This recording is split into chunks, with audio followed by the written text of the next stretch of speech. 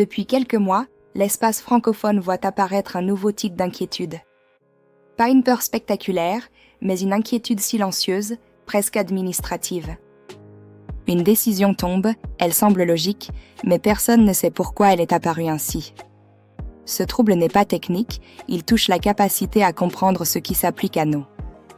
Dans le débat francophone, la question la plus fréquente n'est pas « l'IA est-elle dangereuse ?», c'est « comment peut-on lui faire confiance si on ne voit pas sur quoi elle se base ?» La confiance ne naît pas du résultat, mais de la compréhension du chemin.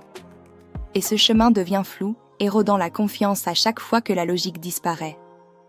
Historiquement, dès les années 80 avec l'informatisation des services publics, les citoyens voyaient des décisions qu'ils ne pouvaient pas retracer.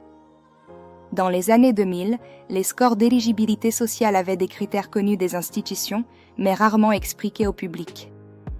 Puis, dans les années 2010, les plateformes et algorithmes de recommandation ont montré que ce qui apparaissait à l'écran n'était plus lié à une règle simple, mais à une logique invisible.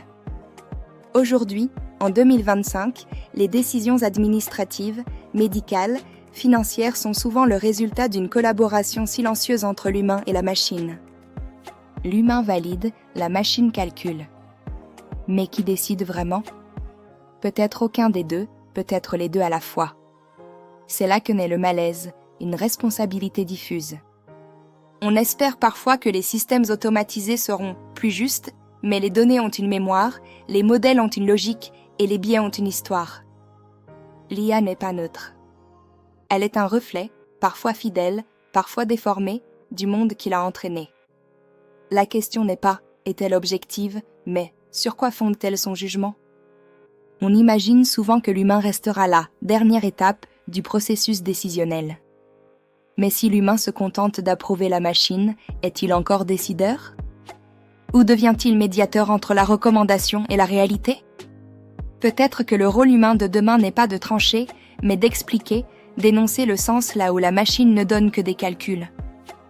Les citoyens ne demandent pas d'ouvrir les modèles. Ils demandent une raison compréhensible, une explication humaine, par un code ou un modèle mathématique. La transparence n'est pas un acte technique. C'est un acte démocratique, essentiel pour la confiance dans un monde où les décisions deviennent hybrides. Dans un monde où la logique devient calcul, où la responsabilité devient partagée, de quoi as-tu besoin pour faire confiance à une décision où l'humain et la machine collaborent ?